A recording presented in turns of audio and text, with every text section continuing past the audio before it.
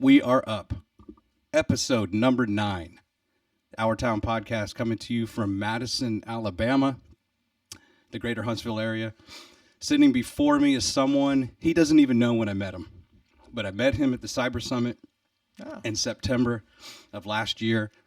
It was my first trip down to the Huntsville area for the summit and to check out the area. I didn't really know I was going to be moving here at the time, but I came across the cyber guy at the summit, and he was doing a podcast right there, you know, on the stage floor, and various guests. And I just walked up. You probably don't remember this. I was more of a fanboy for your setup. Sure, yeah. And I introduced myself, and you introduced yourself to me as Darren Mott, the cyber guy. So, Darren, welcome. Thank you. Thanks for having me, Trey. I appreciate it. So This is beautiful. I'm very envious of the setup, I must say. Well, thank you. I appreciate it. A lot of hard work. Yeah. It is only me. Yeah. I should at some point get a production assistant to kind of help me out. I did go just a couple notes before we really dive into it, Darren. I went away from that boom I had. I had these they were kind of a chrome finish. Yeah, they were really tall. Yeah. They were tall and they were reflecting a lot of light. Well, that makes sense. And so Darren, of course, is a podcast host and has dabbled in video and the audio side. And of course, anytime you introduce video, you introduce lights. And Yes, and that is my biggest problem. So that's why I kind of went away from it. I wasn't very good at it. And like I say, I have a face for radio. So why be on video if you don't have to? So I hope for our viewers, they're going to be able to hear it fine. That's not the issue. But as we continue to, I actually changed the set a little bit this week. I got rid of that big flag that was behind you. Yes, I remember that. Starting to look for some fun things to kind of hang on the wall. And actually, the Jag 28, that's a memory. That's episode 5 from Thad Forrester. I walked 28 miles this weekend over there in Hampton Cove area. At one time? Yeah, all in one day. It took us 11 hours and change. Yeah. There's a memorial walk. His brother was killed when he was 28 years old. Okay. So every year they memorialize that in a walk. And that was, I've run, are you a runner? Or you? Not anymore. I don't have to run anymore. So I bike. I Peloton bike and play pickleball. So I don't. Running was bad on my knees, and I had to do it for 20 years for the FBI for the fit test. And the day after I didn't have to run anymore, I said to myself, if I'm not running with a racket or some sort in my hand, I'm not running. Right. So, yeah. Makes sense. I found walking 28 miles the most physically demanding and tough thing I've ever done. I've done some Ragnars. I've done some half marathons, some 5Ks, whatever. And that was difficult. Well, 28 miles of anything would be. That was difficult. Yeah. So, you're a retired special agent from the FBI. Yep. Why don't we start with, if you are to give yourself that elevator speech to someone, and then that 30 seconds to a minute, that you're more than just a retired special agent. How do you summarize who Darren Mott is to someone who's interested? Well, so I was retired. I was a teacher first, who converted into becoming an FBI agent about 7 years into teaching. And I get that question, like, how does a teacher become an FBI agent? Because, everybody thinks you have to be former military or law enforcement or a lawyer, accountant, whatever. And so in 2008, I was teaching summer school, and I really wasn't enjoying teaching. I looked to the future and said, okay, 30 years from now, when I retire from teaching, what can I do then? I can substitute teach was pretty much my option. And so my wife and I had a discussion at the kitchen table about, she was a teacher too, are we just going to be teachers our whole lives, whatever. So later that week I was scrolling through the internet, and in 1998, the internet was 10 years old. So it would just celebrated its 10-year anniversary and our birthday. And the web pages were what they were at that point. But the FBI had a web page that said accepting applicants for agents. So I said, why not? I'll give that a shot. Because I'd been interested in law enforcement, but not state trooper. And this was kind of enticing to me. And long story short on that, it went through, and a year and a half later, or 13 months later, I was walking through the doors at Quantico to become an FBI agent and work cyber. Had my dream job right away. A lot of agents just kind of get plopped in wherever they need them. Was fortunate. I didn't have a cyber background in the sense I wasn't a classically trained cyber, computer scientist or anything. But I had self-taught myself computers over the course of 10, 15 years. And so the FBI was still trying to figure out what to do in the cyber world. And so I got assigned to one of the only 16 cyber squads in the whole FBI at the time, and kind of rolled from there. So interesting. I was going to ask that question because I've read some of that at a high level, but I was curious what background you did have there had to have been something in there with an interest in computer science or an engineering or something Right. that where you're a teacher, you're teaching biology, and then you end up in the cyber. There's this in between. Yes. So my first computer I ever interacted with was in 1977. My mother was a programmer at a bank, and so they had this huge, monstrous server, and she was doing the programming for outputting the bank's information. But she had created this little game on it, and I was fascinated at that point. I was 11. And so I was always interested in computers all the way up. I should have really been a computer science major, but for some reason going into college, I wanted to be a doctor. And that didn't really pan out. And so I was too late to go back and convert by the time I realized that wasn't going to be what I wanted to do. Right. But I'd always been interested in computers. All my friends were all computer science majors, and so I was always around computers, always dealing with computers. Bought my first PC in 1992, and just self-trained myself across multiple platforms on stuff. And so even in teaching high school, I was the cyber expert in the school because I self-taught myself all this. And when you do the FBI application, at least when I did it, it was all paper form. Right. And you highlight where you think your strength areas are. So I just happened to focus on very good at computers and software and understanding how these things work together and all that kind of stuff. And, at the time, there wasn't a lot of people looking to do that. In my special agent class, there were 45 of us. I was the only one who loved the computer classes. Every time they did something, we would go in to do some, computer training. Everybody else was like, when can we get done with this? I just want to go out and shoot guns. I want to go out and, go do pull-ups or whatever. I was like, give me more computer stuff. Right. And so I lucked out that way. Do you remember what was that first machine you bought in 92? It was a Packard Bell. Do you remember what kind of horsepower it had? It had a 256 meg hard drive. Right. Had a 56 baud modem. Was it 56 or 30? I don't know, whatever. It was not fast, but Pentium processor? Was Pentium? What was before Pentium? I don't It was remember. before Pentium. Whatever was one before Pentium, I think that's what that one was. It was like at Office Depot for $2,000, I think, if I remember correctly. But my wife, I had to drag my wife along. As far as technology goes, I've had to drag my wife the whole time for Right. everything from TiVo to when I say, hey, we should get a computer. Why do we need a computer? But she was a teacher too, so she could do all her tests and do everything and was quicker, and so she rolled along with that. So even to this day, I bring in new technology. Why do we need that? We don't need that. So how soon you graduate from Potsdam University, right? Potsdam, yeah. Potsdam, and in biology. Is Yep. that right? Biology. My bachelor's in biology. I went to a PhD program at University of Connecticut Okay. for immunology, but 6 months into that, I knew this was not where I was going to go. So I tried to get into radio. That's a whole other story down the line, and that didn't really work out. And so I went back to school to get my master's degree in education. But was that festering in the back of your mind kind of that whole time, even though you're going down the education path, presumably because you got a degree in biology, whatever, and it was kind of a natural Yeah. selection of what would I specialize in as a teacher. But the computer thing was festering. Always there. Computer. So then- dealing with computers was always there, and even getting my master's degree is in Masters of Science in Technology is Right. what the degree is in, and it just allowed me to teach biology and chemistry and physics. So, Do you remember all those commercials? I think it was in the late 90s. It was computertraining.com. And vaguely, yes. everything. You can become Windows certified and make $70,000 a year. And that, and you're commuting, whoever you are, you're commuting to and from work in this new thing, right? Because Yes. desktop computers are becoming pretty standard, right? With Windows 95 and then Windows 97, and everyone seems to have a machine. And now there's this whole new industry is being born. Right. And I remember kind of thinking at the time myself, like, maybe I should do that. You don't need to go to college. Just get this, Right. just get certified in MCSE or whatever it was. Were those things that No, you remember? That was not. I was kind of always focused on this. I guess teaching is what I should do. I was Okay. like, I didn't go to medical school. Radio thing didn't work out. I have a biology degree. I should just teach. That seems to make sense. I moved from New York to Florida, where they needed science teachers, and got a job fairly quickly, and did that for 7 or 8 years. But even then, I was still drawn to the computer part of it. We had computers in our rooms. I want to say they were Macs even. But I remember we would have to go to training on computer stuff.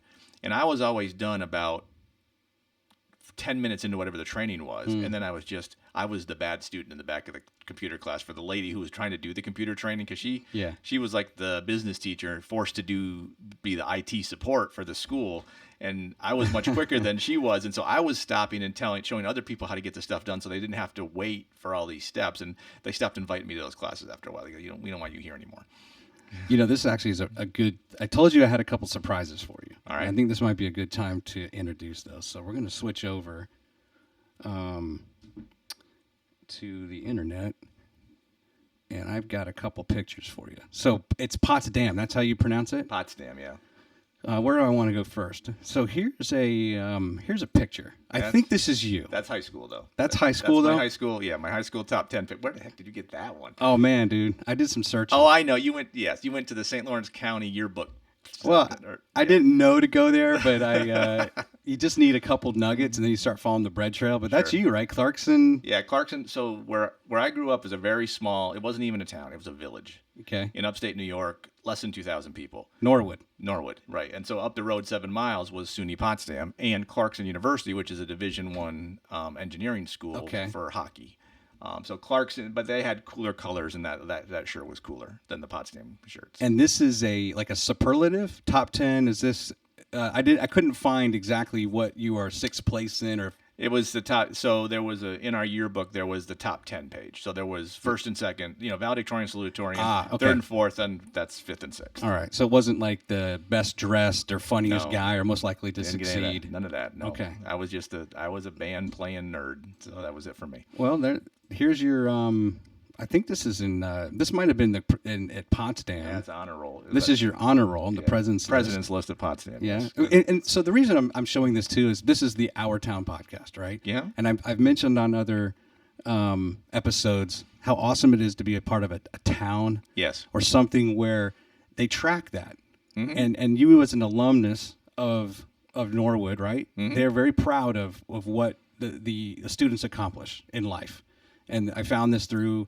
Interviewing you, and you got promoted at some point, I think in 2010 in your career, and they did a write-up in SUNY in one of the publications. Yes, and then there's actually another one. I'm surprised you didn't find the post-retirement picture, or maybe you did. I might have. I don't see it coming, but you may have. But yeah, so there was and actually there's Norwood, the Norwood High School newsletter from, I don't know, 10, 15 years ago. They did like a write-up of the alumni remembrance kind of thing, which, And here's your high school honor roll. Yeah, yes. High, and you're on the high honor roll, just not the honor roll, but the high honor roll. Yeah.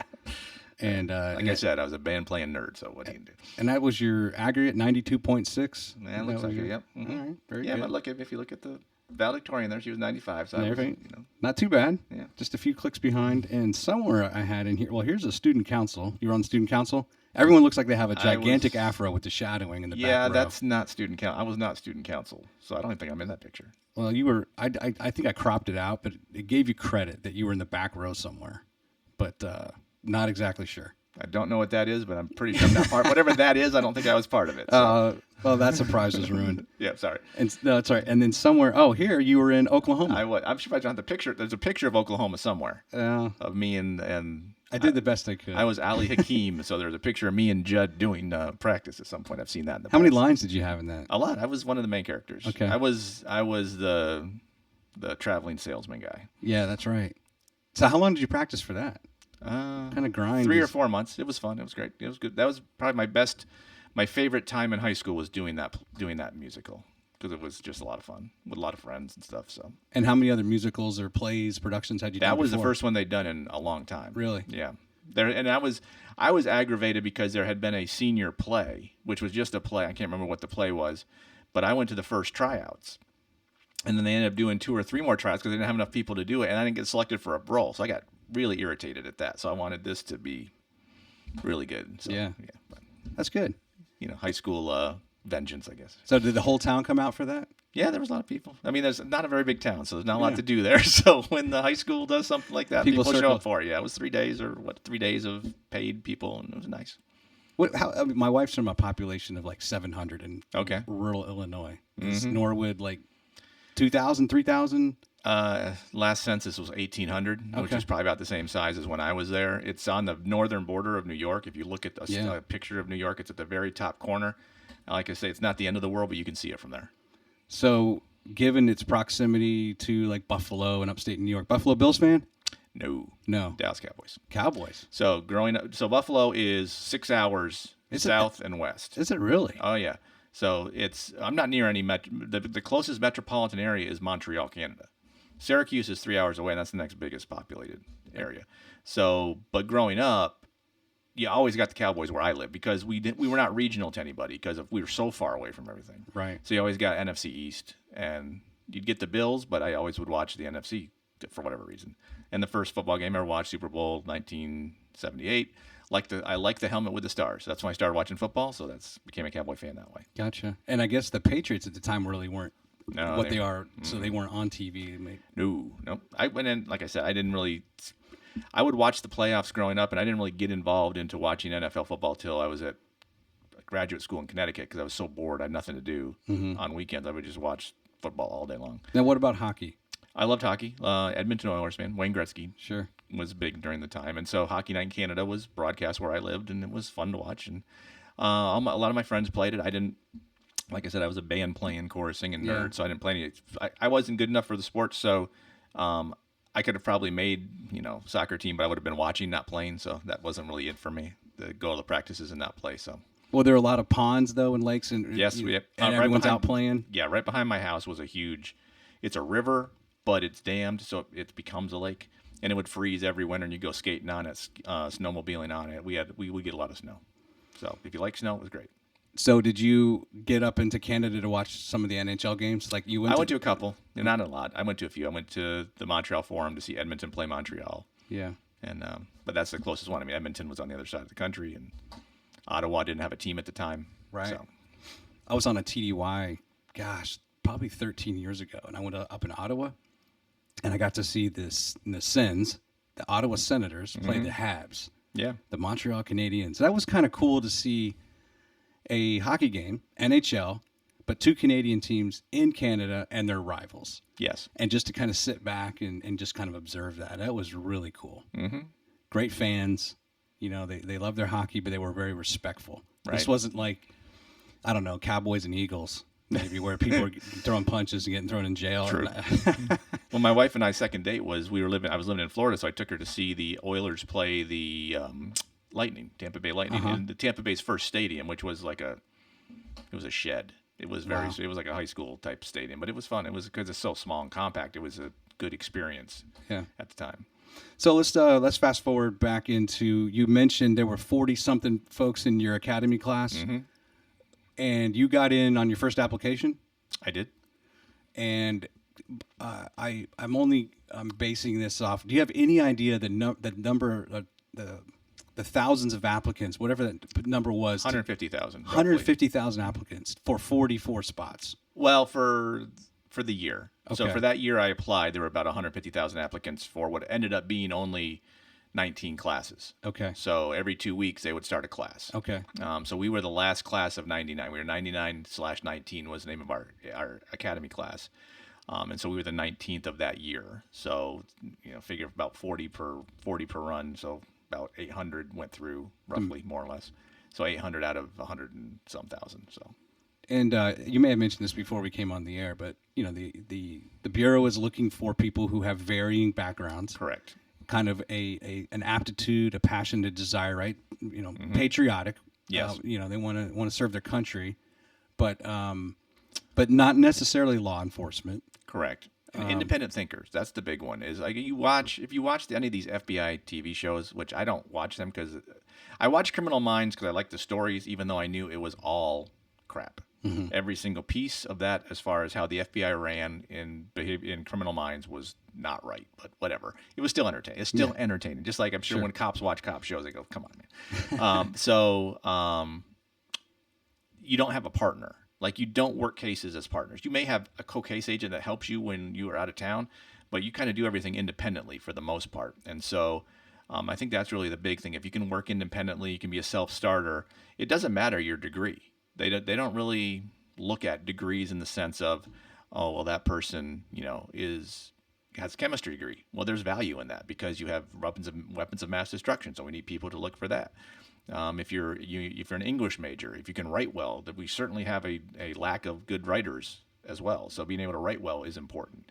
Being able to just, again, logically think is key. So it doesn't really matter your background. It's good to have some of them, but actually they kind of sometimes frown if you're a criminal justice major. It's sometimes frowned upon because you don't have anything outside of just a criminal justice understanding. Right. And so that wealth of knowledge you gain by going through years of working in somewhere is useful. I mean, I didn't get into I was 33, and that was the average age for my class. I didn't have a lot of people in the 20s when I went through, and a lot of people going through the FBI Academy are late 20s, early 30s. Is there a minimum years of experience or a minimum age to even apply? 23. You have to be 23 and have 2 years of work experience. In 2 years. Mm-hmm. But as you just said, you're generally going to see it to be a little older than that? Correct, yeah. Okay. It's a lot harder to get in at a younger age simply because you don't have the experience level to answer the phase 2 test questions. When they ask you questions about certain scenarios, you're just not mature enough to be able to answer it in a situation action response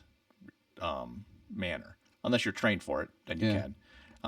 But do you remember an example question you could share? I do remember. So the one I remember most, and I'm going to say when I did the phase 2 test, it's 15 questions over the course of an hour. Everybody gets the same exact 15 questions, and you have an hour to answer them. You can go back and answer. You can say, hey, let me come back to that one. I had one that had to do with, have you ever had a situation where you had a negative involvement with law enforcement, and how did you handle it? Something along those lines.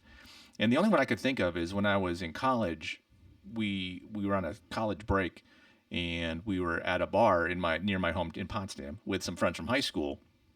And one friend, as a joke, handed a pool cue as the bar was closing to another friend. And I was a designated driver, so I was stone cold sober because I really wasn't much of a drinker, so I didn't mind. Mm-hmm. And so it's 2 a.m. I just want to go to bed at this point. So my one friend hands my other friend this pool cue, who walks out with it, doesn't realize what he's doing. They both get arrested. So we have to try to get them out and all that kind of. So it was a mess. And that was the only example I could come up with. But I knew that I had to answer. Here's what the situation was. Here's what I did. Here was the result.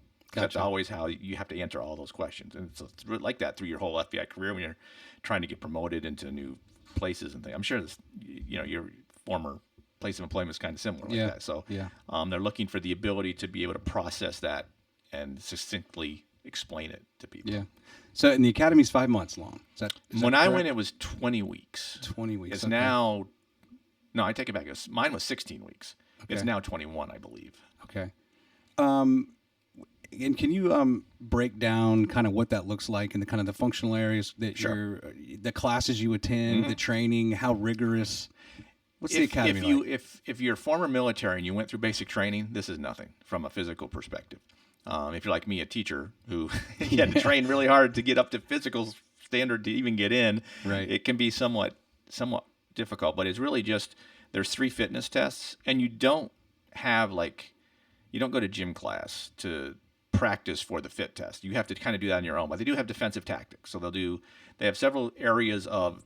They basically 4 general areas. You have the classroom application, which is where you go in and you learn about legal stuff, and you learn about the different crime areas. You learn about counterterrorism, counterintelligence, criminal, white-collar crime, bank robberies, all that stuff. It's all someone comes in and talks to you, and you take tests based on it. There's a legal piece. There's a piece on how to write, and that's all classroom training. Then you have defensive tactics, which is exactly what it means. You go in and you practice how to defend yourself. So there's boxing, and there's practicing kicking, practicing falling, practicing how to fall correctly so you don't hurt yourself. We did a thing called Bull in the Ring, where basically everybody puts on their boxing gear and they separate you by size, and you just go at it with other people for like 5-minute rounds. Right. I remember hyperextending my elbow doing that because I got hit, fell backwards, and whatever. And then you have firearms is obviously a huge piece. They want you to be able to shoot correctly, not shoot somebody, and have good safety. So a lot of shooting, because you have to do pistol, shotgun, and automatic rifle. And then there's practical applications where they put you in scenarios that you then have to figure out how to get around that scenario. So it may be there's somebody in a hotel room, you need to call them out and arrest them.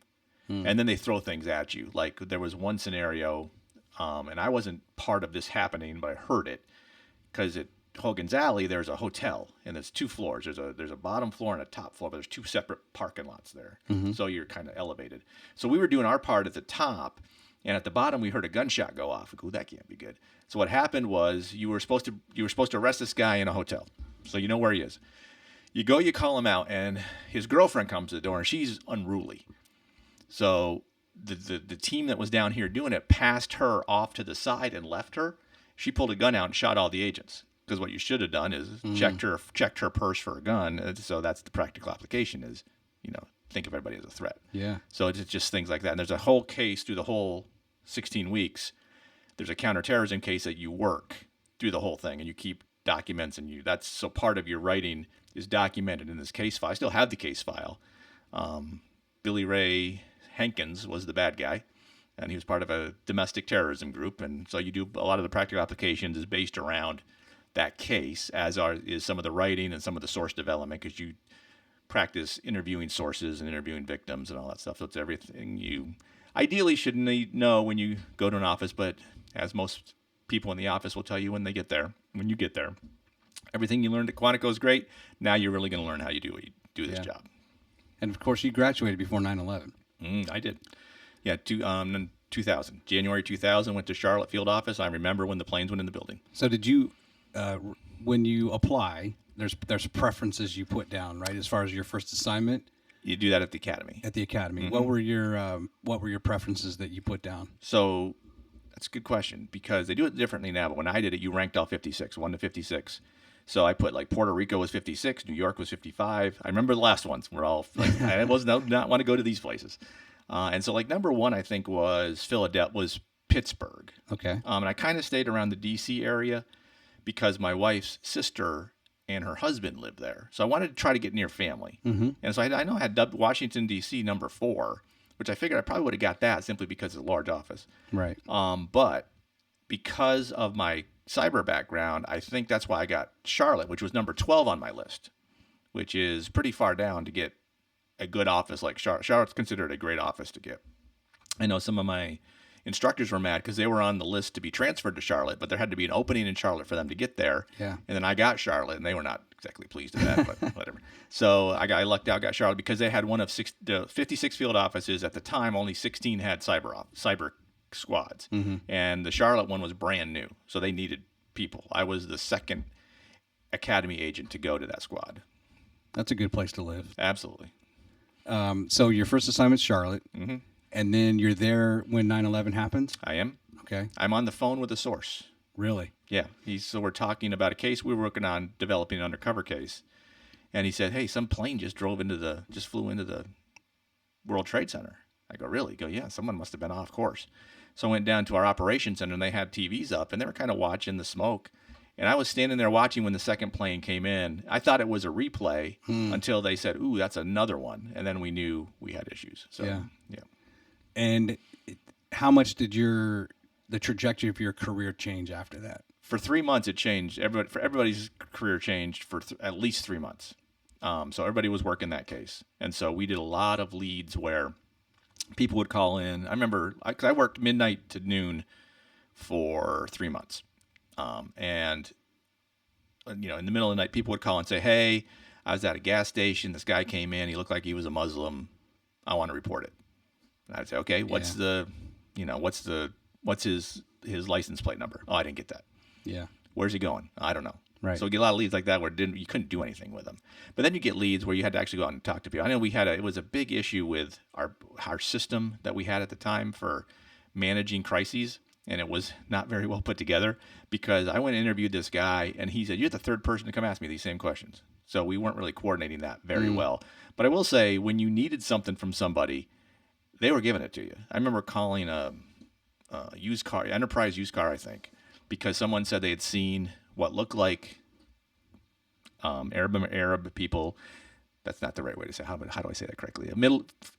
Individuals of Middle Eastern descent. Yes. Getting into a car at Newark Airport after all the planes were landed and going somewhere. And they rented an Enterprise car. So I had to try to figure out who that was. So I called Enterprise, and they said, what time frame? I told them, I go, here's everybody who rented a car, and they gave us everything. It was really amazing how easy it was to get information, at least for a couple months there. And then after that, once it kind of died down a little bit and they'd kind of figured out kind of what had happened, I went back to working cyber cases.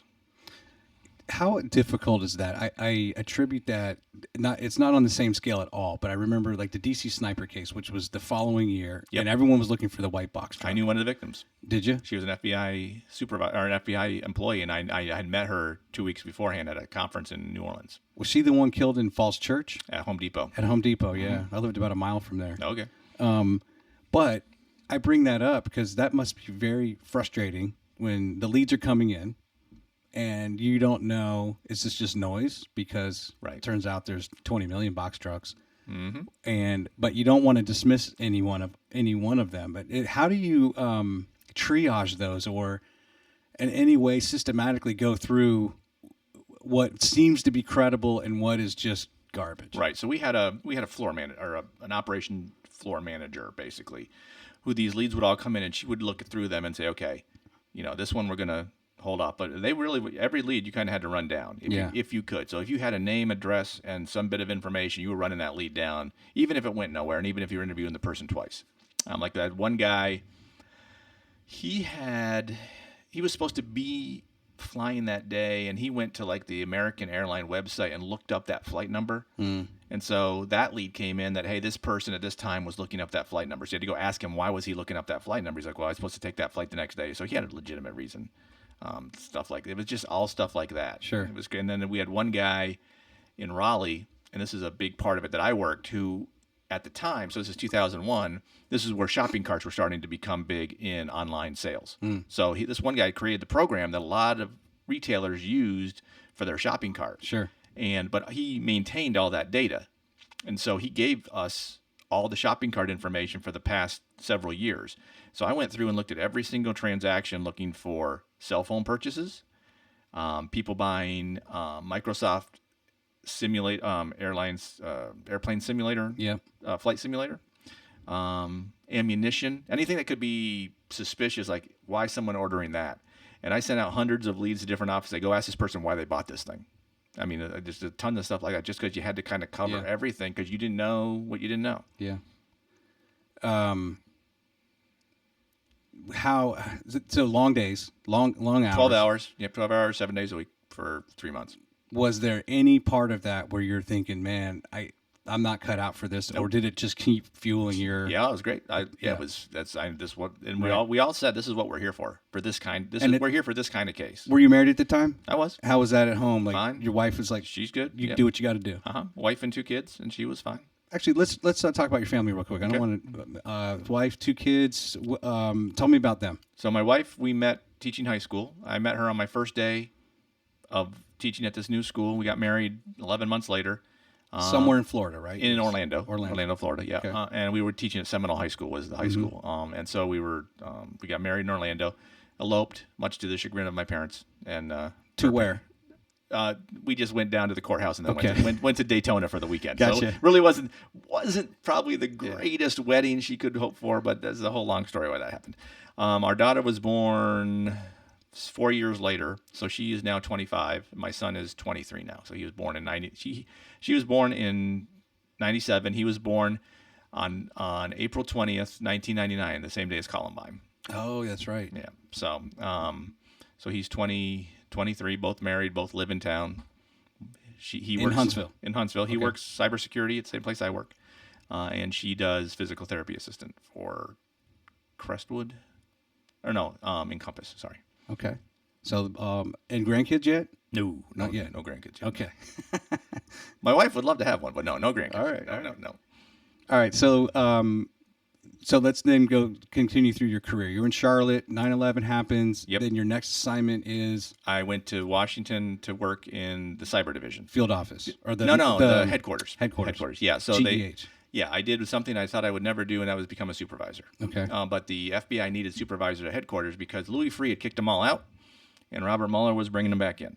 Okay. So they needed to fill slots. And Cyber Division at the time was only 3 years old. Cyber Division was started in 2002.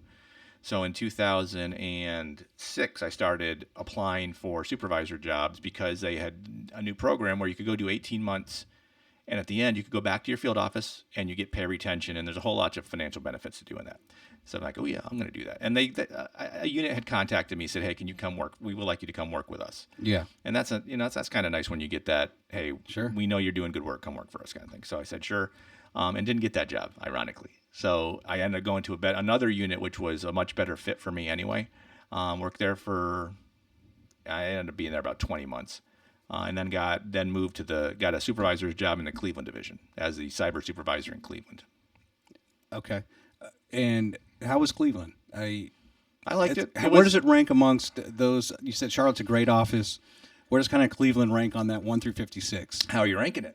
Are you ranking it as the FBI office in the work environment, or the area to live, or it depends on what you're ranking? The FBI. The FBI was great. I love the office. I was sad to leave. I left 2 years later because I got called back to headquarters by the SAC at Cleveland, went to become an assistant director in counterintelligence, and asked me to come back and work with him. And my wife is from Florida. Mm-hmm. We moved to Cleveland in June.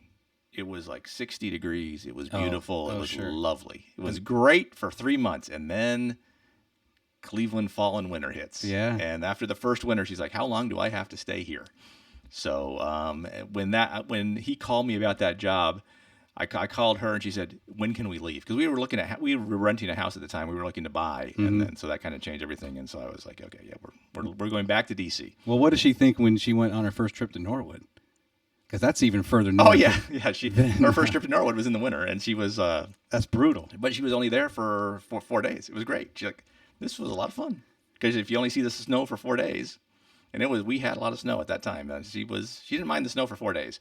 Right. She did mind the snow for 6 months. That was where it died right there, was the snow. Now, is it pretty much guaranteed that in any agent's career you are going to do a tour at GEH? At headquarters? No, you have to. It's a volunteer gig. Okay. Yeah, no, it's not like, I know the DEA you kind of have to do that, but in the FBI it's completely volunteer. Yeah, okay. You don't. You're never going to be mandated to go to headquarters. So let's talk about your podcast, and kind of now that you retired and you've but you still have contacts, right, in the FBI. And I think one thing that I've noticed in listening to your episodes is, for awareness, get to know your FBI local office. Yes. Right. So if there are issues, excellent. Can you talk through that? Because I think a lot of times people don't even. Right. We were taught to call 911, mm-hmm. call it some non-emergency line, and I have never really thought to myself, what's the local field office's number, and when should I call them? Right. So the FBI handles the investigative standards for statutes across Title 18. So basically every statute in there we are responsible for in some way, shape, or form, somewhere along the ways. Mm-hmm. And we're kind of the only organization that's responsible for the majority of them. I mean, Secret Service does some of it, DEA does some of it, ATF does it, but we kind of have all of it. And so one of the things that the FBI created several years ago, they've always had an outreach component, but they kind of codified it into an Office of Private Sector I want to say 5-6 years ago. So my last role in the Bureau after I moved to Birmingham, or Huntsville rather, the Birmingham division oversees northern Alabama. Huntsville is a resident agency within the Birmingham division. We're the biggest resident agency out of Birmingham. Okay. Because a lot of our agents are here. So anyway, I was the outreach guy, because I like to do presentations. I like to go out and talk to people and tell them, here's what the threats are. And everybody wanted at the time, and has wanted and still continues to want, information on cyber stuff, because it impacts everybody. Bank robberies aren't going to impact everybody unless you run a bank. White collar crime is not going to impact everyone unless you're in that arena. Yeah. But cyber impacts everybody at some point, be it crimes against children, be it an intrusion, be it stealing your credit card information. I mean, pick a problem. Cyber is a big issue. So what the FBI does is wants to share as much intelligence as we can to keep people safe. And so I would go out and meet with companies just so they would at least know that if they had a problem, I know who Darren Mott is, I can call him. Yeah. And my whole point on my podcast is, a lot of companies don't know who their Darren Mott is at their local office. So when they have a problem, like, who are we contacting? Who's helping us with this? Now, if you have a cyber issue, the FBI is not going to come in and remediate your system. Mm-hmm. But we may be able to help you find someone to remediate it, or at least tell you, here's what happened, here's how bad or not bad it is, that kind of thing. And the last thing you want is the FBI knocking on your door and saying, hi, I'm Darren Mott with the FBI. We've never met, but I believe this is all of your data. So it's better for companies to know who to contact in the FBI so they don't have to go find out who that is when bad things are happening. And the FBI will come and talk to anybody, any company, any organization. Not to be a company, it could be. I talked to in Cleveland. I talked to the Red Hats, which is a organization of senior citizen ladies who just get together once a week. They wear red hats and they talk about something. So I went and talked to them about cyber stuff. They're not Linux administrators. They are not Linux administrators, but we'll talk to them too. Talk to Linux administrators too. I went down to Hoover and talked to, was it Hoover? I know, somewhere down by Birmingham, and talked to their, Rotary Club. I talked to anybody at the time. I still will talk to anybody. If anybody doesn't want to call the FBI and call Darren, I'll come talk to you about that too. But it's better to know who your FBI is, and they will. And it's like, we are not the big bad, wearing sunglasses.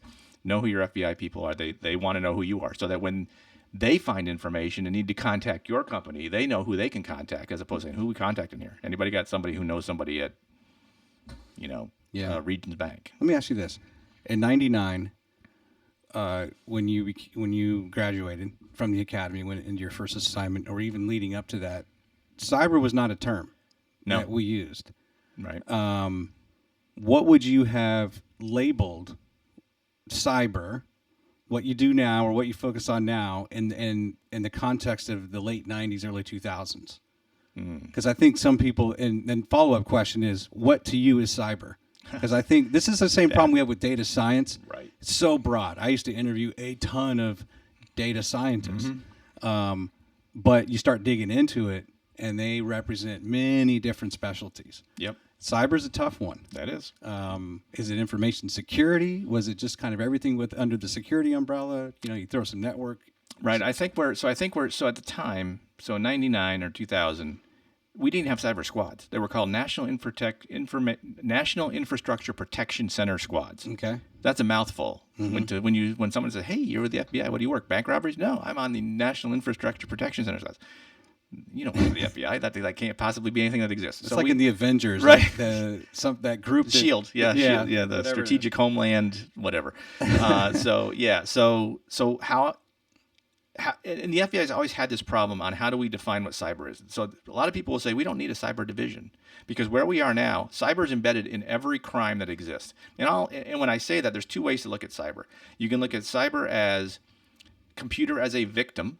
And that's how the FBI kind of defines it. Cyber, for us, if you're talking about the cyber division, you are talking about an incident that occurs because a computer is the victim entity.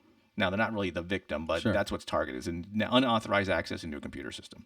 But if you look at the violent crime group in the criminal division, crimes against children, online pedophilia, and online pornography is a computer-enhanced investigation. In other words, the bad guys are doing what they've always done. They're just using computers to do that now. So cyber as a tradecraft versus cyber as a victim.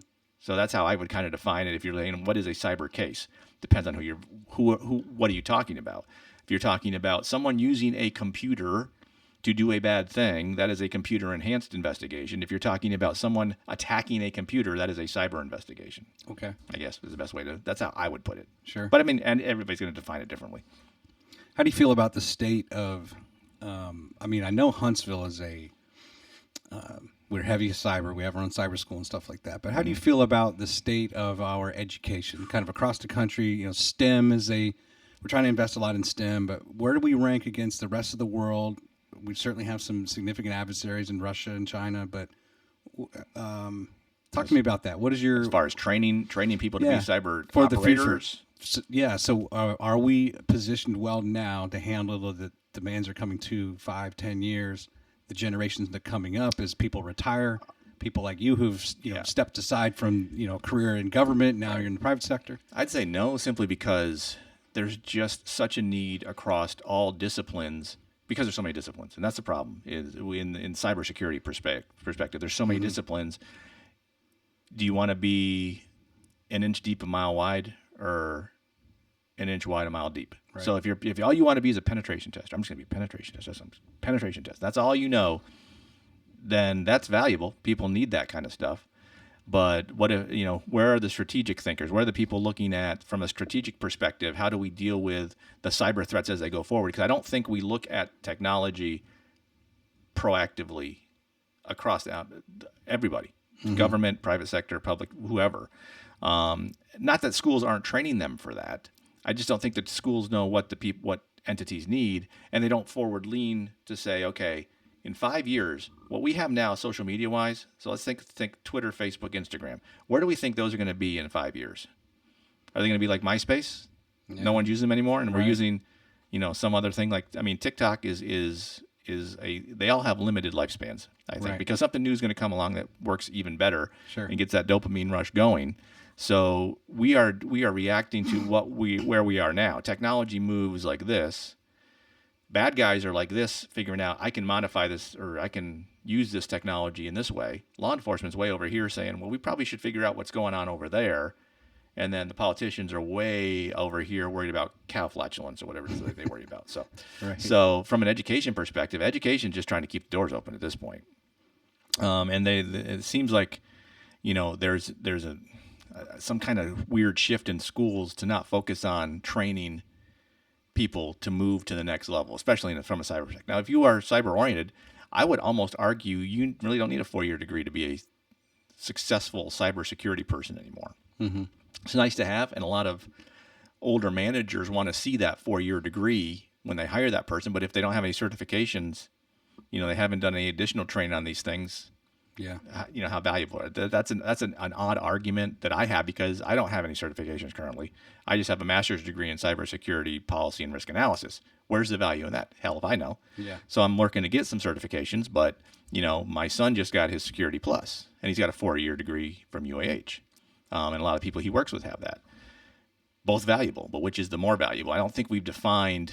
Here's what makes a good employee in the cyber world. Right. How do you find that? I mean, what do you guys do for your stuff? How do you look at it? A lot of times what I do to evaluate when you interview people, just to say something like, what do you do when you go home? Because I know what the job looks like. What I'm hiring you for, I know what it looks like. Mm-hmm.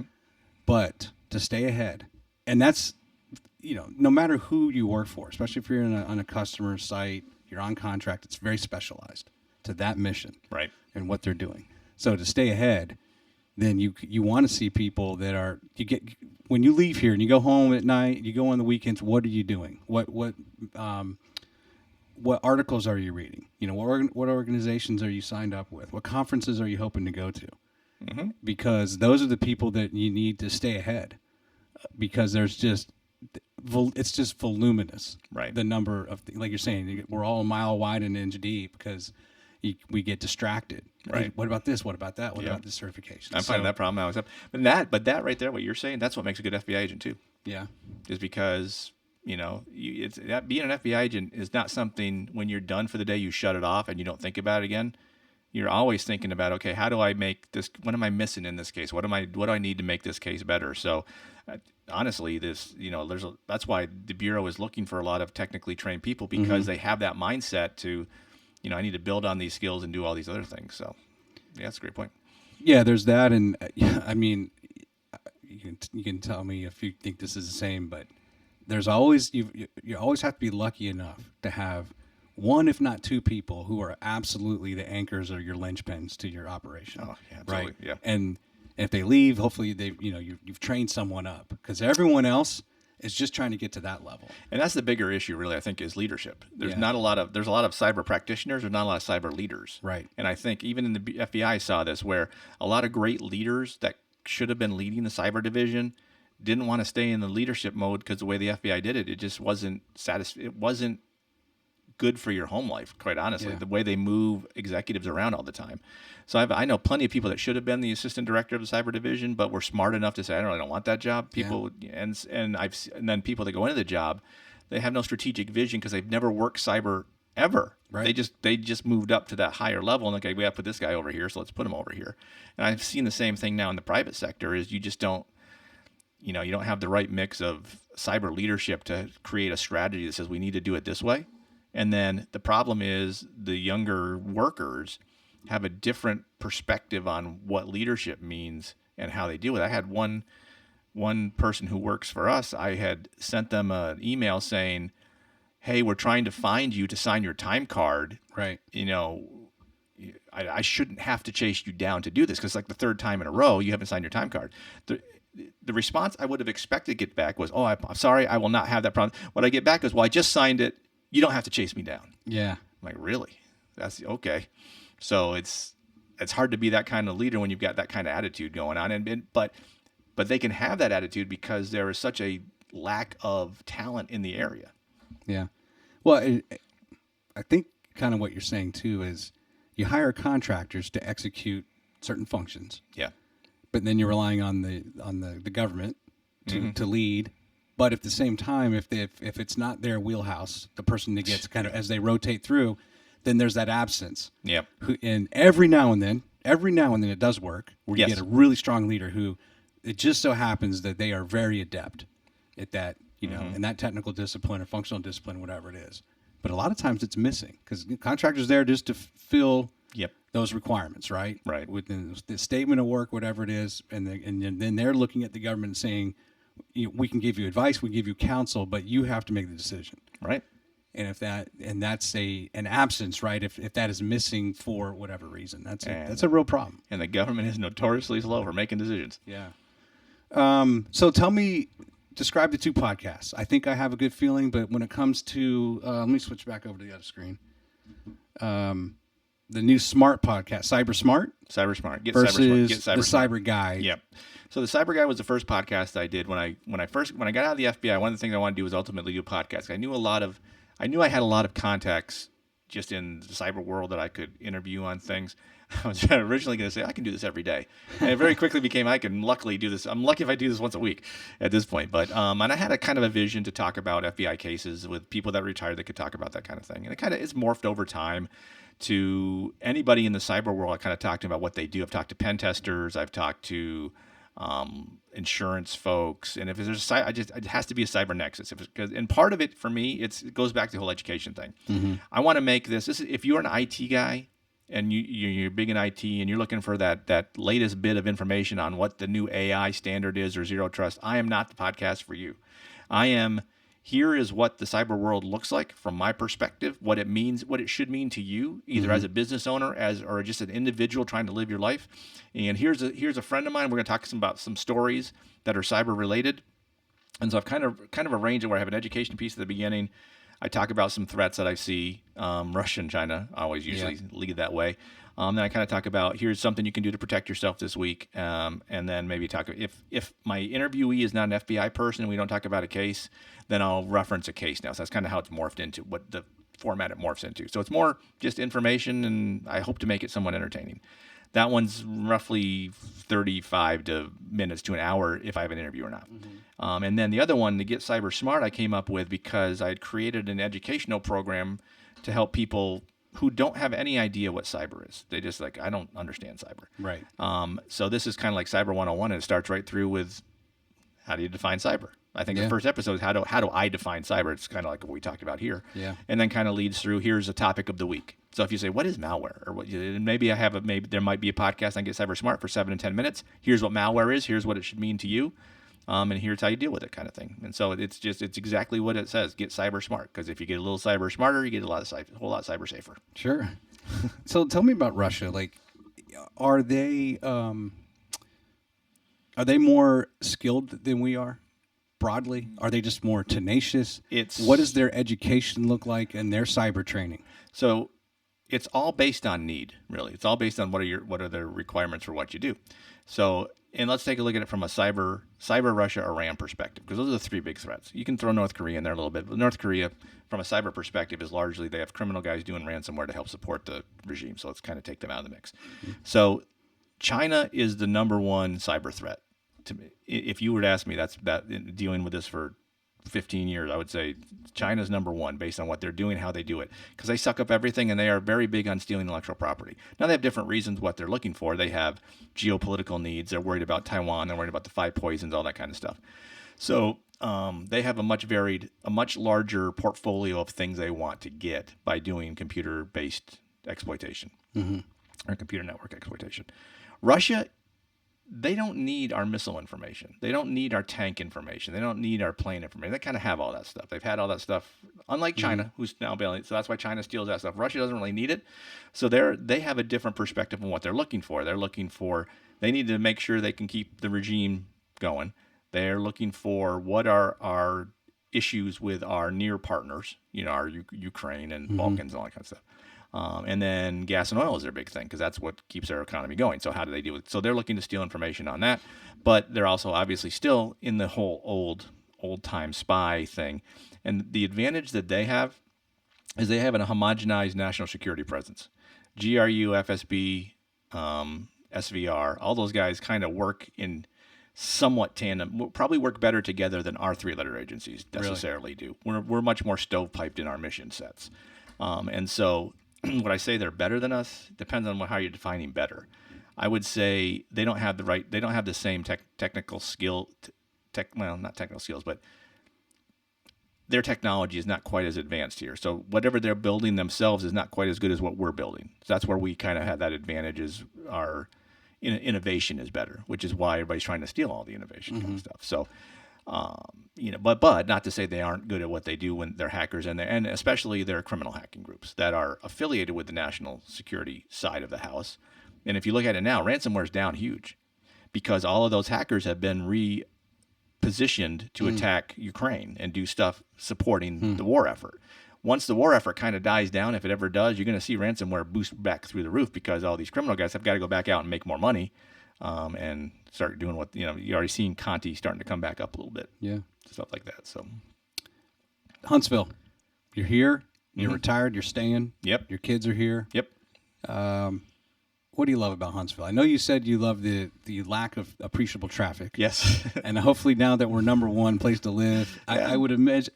Let me ask you this question: how far off before we have mass transit? Before we have a train system, subway? That's You and I are both long dead before that ever gets anywhere nearby. 50 years. There's no way. Okay. I don't see it ever getting to that point. I think we'll have flying cars before we have mass transit in Huntsville. I think there's some hysteria, kind of like with people. They think it's coming. Yeah, I think it's coming. And I go, it's probably going to be. Well, I think a lot of it. You probably got a lot of northern people moving down saying, "Where is the subway? I need to get from the other side of town." And just drive it. You'll get there. You'll get there quicker. I had Chad Emerson last week, guest, CEO of Downtown Huntsville, and it was just the day after the big news, which was perfect timing. Talking about Huntsville being number one, and the thing I love about downtown is just so easy. It's easy to get around. It's easy to appreciate kind of all of downtown. Sure, they've done a fantastic job. I've never had an issue getting downtown, getting out of downtown. Even the Trash Panda Stadium. Once you get past, you weren't here for opening day last year, were you? No. Yeah, opening day last year was a mess. Was it really? And it's funny because I had tickets, but we couldn't go, so we gave them to some friends. And so they went with. So my friend worked for the chief of police. So he took the chief of police and his wife, my friend and his wife. They turned around because they couldn't get in the stadium. Really? It was so bad the first day. They had it so badly managed. And by the time, and I had season tickets, the little package. But by the time we went, it was flawless. You get in and out, and really traffic was always running smooth. You hit a traffic jam every now and then, but it's easy. I ran into one last Thursday, getting on to 565 at 6:30 in the morning. I got off 565 and went up a different road, and I got there 5 minutes later. Not that leaving the Pandas is like the worst traffic in the world, but what we do is we just pay and then park like right there. So we walk a good deal to the gate. But when we leave, oh man, we're in the car and then out. Yeah, gone. Yep, and it's kind of nice. Well, I mean, I was in D.C. before coming to Huntsville, and had an hour 40 commute every day. Yeah. Oh wow. So I cannot complain about traffic at any time. Yeah. Which cities you live in Virginia? Did you live in Virginia? I did. I lived out in Gainesville, Bristow. Okay. Yeah. Both times.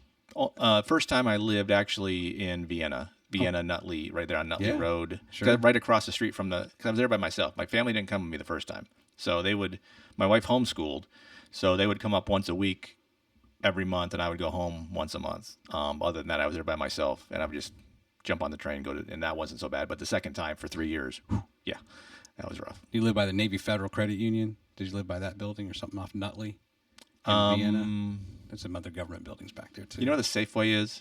I think, yeah. Yeah, so right up the right block, there was a big apartment complex that was right there. Okay. I was right by the orange, right where the orange line ends. Okay, yeah, gotcha. Yep. Let's do the quick six. Sure. I'm going to switch screens here. I got some hotkeys that I use, and I'm not sure if I created a hotkey for this. You need a Steam Deck. Do I? Or a Stream Deck, sorry. I use the Blackmagic Mini. I know, you're probably right. I should probably Stream Deck is obvious, and it integrates with OBS. Does it really? Yeah. All right, so this is the quick six. Okay. Some of these answers, there's a couple of them are going to be quick answers, but I'm not expecting you to answer quick. These are answers that it rhymes, the quick six. So you take as long as you want. Okay. But first one, I'll try to be quick. Coke or Pepsi? Coke, Diet Coke. Yeah, I'm a Caffeine-free Diet Coke. Go caffeine-free Diet Coke. All right. I don't know why Pepsi even stays in business. Exactly. Okay, so you mentioned Hawaii is one of the places you want to go. Yeah. Itinerary, though. If you thought about the islands you want to visit, walk me through that first trip there. What's your itinerary? Well, so my daughter and her husband just got back there. Okay. Because his parents' 30th anniversary took everybody to Hawaii. So I would like to go to Maui. I don't know what's at Maui. It sounds cool. Sounds cool. It sounds like everybody where you're supposed to go. I'd like to go to the Big Island because I'd like to see the volcano. Would be pretty cool. Beyond that, I have no earthly idea whatsoever. The Dole Pineapple plant, I guess I'd like to go to because I like pineapple. But you said Maui because I think in the 80s or 90s, Maui did a great job with their advertising. Their advertising, Yeah. Right? Maui Surf Shop or whatever. See, for me, Hawaii, I always reference the Brady Bunch episode. Okay. I was a big Brady Bunch fan growing up, and I love the 3-part Hawaii episode. I told my daughter, bring me back a Brady Bunch Hawaiian little tiki guy. So she said, this is the closest I could find. I'm not going to make you sing the intro song to the Brady Bunch, but thank goodness. Everybody's thankful for that. Here's the story, right? If you were to set a Guinness Book of World Record, you get to choose one. Have you ever thought about that? Like, what would I do to put myself in the Guinness Book of World Records? Wow. Podcast length episode. Okay, marathon. I could talk forever. Yep. That's a good one. I wonder if a filibuster, a podcast filibuster. I'll challenge you. Okay. And we could stream them live. Yeah. And see who's the last man standing. There you go. But there has to be some rule. Like you have to hold something maybe while you're talking consistently the whole time, right? Because if you fall asleep, I don't know. We'd have to come up with what's the bathroom break rule. That's going to be my issue. I like that. First song for me, I remember in the Doobie Brothers, China Grove, was the first song I really ever remember as a kid, really liking, playing over and over and over. What's that first song that you remember that you loved music? So it's an easy one for me because I used to be a radio DJ. Okay. Styx, Come Sail Away. Come Sail Away. All right. Yep. I still listen. I have it on my Beat Saber, on my Oculus Quest, and I love playing it. Did you have a record player at home that you played that on? Absolutely, yes. Okay. Mm-hmm. If Huntsville, let's use pickleball. Okay. Pickleball is growing, and hopefully we'll talk about that in a little bit here. But if it was ever to have a professional team or even a semi-professional team, what would you name it? Kind of the mascot, right? What would be the team name? Ooh. Now I know that for you Pandas fans, the Thunder Sharks finished number 2. As they had a big survey, like a contest, right, to name the team. Yeah. Ricky Fernandez was telling me this on episode 1. Okay. Thunder Sharks was his idea. He was campaigning hard, lobbying hard for it to win, and it didn't. The Trash Pandas won out. But what would you name the team? Huntsville what? The Astronauts. The Astronauts. Okay. Huntsville. Although I'd have to come up with a way to kind of work that into pickleball. I'm not sure how I'd work that exactly, but are the Astronauts? I don't know. So this is kind of a fun question. I think when you were growing up and I was growing up, like Toys R Us, for example, would have like these. You could win a contest, like a shopping spree. Mm-hmm. If you got $25,000 and you get to go to a retail store, and you have 20 minutes to basically get $25,000 worth of stuff. Where are you going? Best Buy. Best Buy. Absolutely. Okay. Where's the biggest TV you got? And if you don't have it here, can I order it right now? And not, yeah. 20. Just one TV, or what else are you going to? Well, it depends. How if it's like 100, like I would love a 110-inch LED TV would be fantastic. And then that'll probably set you back $10,000, maybe. Probably for at least half of it. And then a nice wireless surround sound to go with it. Okay. Some game, whatever. Yeah, I have an Xbox One X, but I'd probably get a PS5 and a bunch of games, and some VR stuff. Oh, and a nice, robust PC to be able to play the VR games. You need a few shopping carts for that. Yes. Yeah. I probably couldn't do it in 20 minutes, but I'd surely make it. And good headphone. I'm a headphone. Are you? Junkie. I have so many. My wife gets annoyed because I always get headphones always show up somehow. Wired or wireless? Depends. For the podcast, I use AKGs because those are what I used when I was doing radio. Okay. So I have those. From the wireless perspective, I have AirPods Pros, and I have some there's some Jabra 65 Ts. I didn't get the 75s, and I have a new one called Beyond Audio, I think is what it is. It sounds really has this bass driver, which makes the music sound a whole lot better. They're hard to get out of the case. That kind of annoys me, but they sound really good. Awesome. Good answers. Thanks. Thanks for playing. Sure. Thanks for allowing me to play. So this your the pickleball. Mm-hmm. I believe I saw some drone footage. We have a pretty big. That was me. That was my drone. I figured as much. My drone, yeah. I figured as much. So describe that. Where is the pickleball complex? Because this is several courts, right? Yeah, Sandra Moon College. It's the old Grissom High School. It's on Bailey Cove Road. Okay. So behind so the gym is still there, or the auditorium and the gym is still there. And there's a new library there. So the library, gym, and then there's tennis courts, and then behind that is a big field and 12 pickleball courts called the Sandra Moon Complex. 12, okay. That's the biggest outdoor complex in the area. Out here in Madison, there is a outdoor complex. I cannot remember the name of the place. I don't play there. Dublin Park? Dublin Park, yes. Thank you, Dublin Park. So they do have some indoor stuff. There's a bunch of places that have indoor, but it's mixed use. So, like Mark Russell is by where I live. Mark Russell's a new facility, and they have 3 courts that they played sometimes. Fern Bell, Optimus Park, Sherney, which is a facility up off of Oakwood in that area of town. So they all have indoor, and they have some outdoor courts as well. But the big complex, the one where you saw the drone footage, was the Sandra Moon. That was at a thing they did last year. And they just did a pickleball, the Pickleball Huntsville Club just did a festival, and I did some drone footage there. I just haven't processed it yet. How long you been playing that? 4 years. Okay. Easier to it's older people like it. I mean, it's used to play tennis. Young people like it too. Okay. Yeah, a lot of. I mean, it's a mixture between, like, if tennis and ping pong had a baby, that's what a pickleball would be. That baby. Mm-hmm. So if you can swing a paddle and you're used to it, you can pick it up quickly. If you've never played anything, you can still pick it up reasonably quickly. There's some funky rules that are really easy to learn, but the court's smaller, so there's not as much running space. It's very strategic.